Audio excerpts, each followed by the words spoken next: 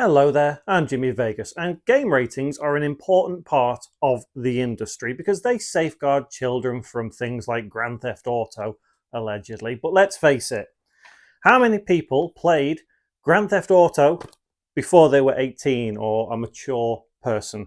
I think there is not a single person in this world who can say their first Grand Theft Auto they ever played, they were over the age of 18. I was about 16, 17 when I played Grand Theft Auto for the very first time. The very first one on PlayStation, that is. And I'm sure most of you are also the same. And when it comes to something like Grand Theft Auto, it's a case of, yeah, well, it's 18 for a reason. It's M for a reason because it's violent. You know, there's a lot going on there, so it makes sense. And something like Mario as well. On the DS, in this case, Mario 64 DS. That's rated 3 plus. I guess that makes a lot of sense, doesn't it? Of course it does. But then we come into something like this. Generation Zero. Now, you may not have heard of this game. It is a relatively obscure game, but it's rated 12. And looking at that, you'd think, okay, yeah, it's 12. It's a first-person shooter. You literally have guns in this, and you shoot things. So why is this rated 12, and yet other first-person shooters are rated 16 or M for mature? Why are they rated like that and that's rated 12? Well, that's very, very strange. But there's more to get into than just that. Another one that you may not have heard of, Galgun II. This is rated 16 here in PEGI area, EU, whatever. In the United States, I believe it is rated T for teen, which, okay, fair enough. It's the same sort of rating. And this says basically because it has suggestive themes, okay? Suggestive themes, and I think we all know what that means. Fair enough, okay. But let's look at something like a film or TV series. They're rated 18 when there are some sexual themes in there, and this is rated 16? I don't quite get it. And then this is where it gets even weirder. This is one that you probably haven't heard of. This is no different than this. In fact, I would say this is worse than this. And this is rated M for mature or 18 in PEGI territories. And it comes to the point of you look at these and think, well, okay, which one do you think is more suggestive, more dangerous for a child to play? I would say that one. Definitely that one. And yet that's rated mature. Finally, let's get to something a little bit more interesting. Now, these two games are popular. But if you are from an ESRB territory, you'll notice something a little bit strange. Let me move my hands out of the way so you can see these properly. So right here, we have Trails into Reverie and Trails Through Daybreak. Here in PEGI territory, Trails Through Daybreak is rated 12. However, the one that came before it, Trails into Reverie, is rated 18 in PEGI territories. Why? Why? That's so bizarre. Because I'm going to throw a spanner in the works. This is rated T for teen in ESRB territories.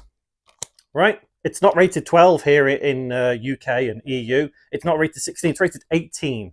This should logically be rated T for teen. Or, well, it is T for teen, but you get what I mean, 12 or 16 here in PEGI territories. Now, I know that that is bizarre to think about, that you can have different age ratings when it comes to different games in different territories. And don't even get me started on the Australian one. I mean, that's just a whole other thing in itself, and it's not even worth thinking about right now.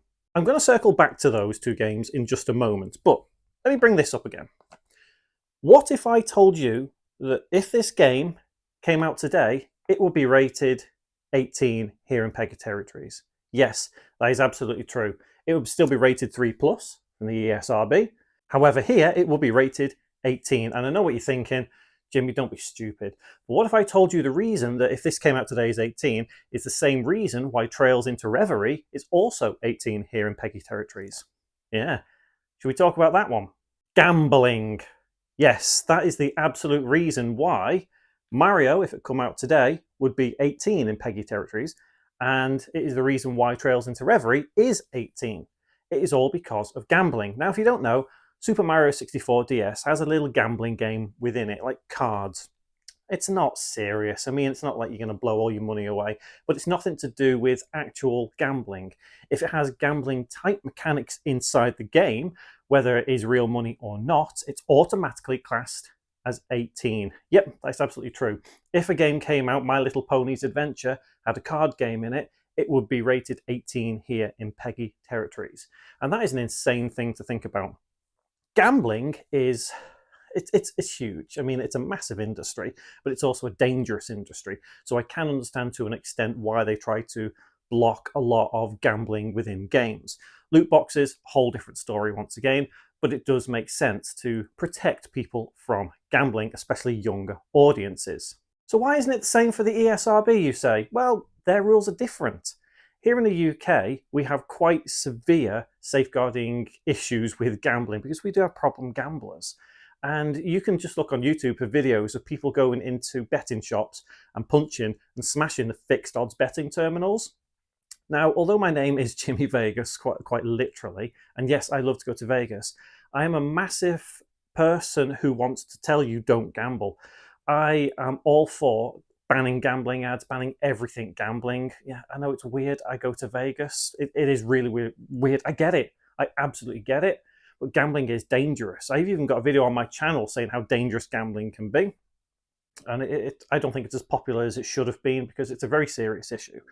So going back to why the ESRB don't have this rated as M for mature is simply because their gambling laws are different over in North America to what the EU is. And the EU technically, although UK isn't in the EU anymore, PEGI still control everything because the BBFC does not control games here in the UK anymore.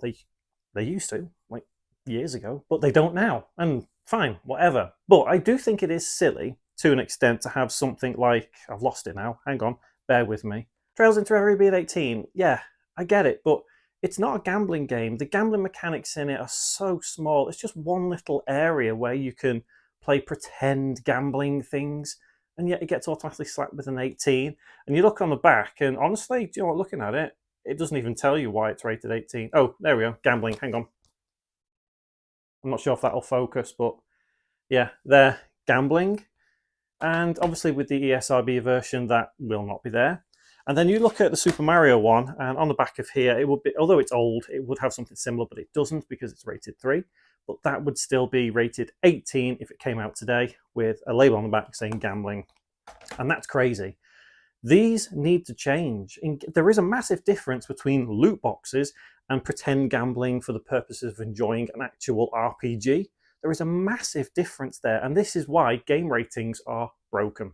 They're stupid. Like I say, don't even get me started on the Australian one. That's probably a whole other video in itself. At one point, I believe even Fallout 3 was not going to come out. That is insane. Just insane to think about. Anyway, please do let me know what you think about game ratings, if you think they do need an overhaul, because to me, I feel they are horrendously outdated and do need overhauling all over the world. There'll be some other videos hanging around the screen now if you wouldn't mind watching one of those, and a little subscribe button down below if you fancy clicking that and maybe watching something else that I upload in the future. But until then, I do appreciate you watching. I'll see you next time.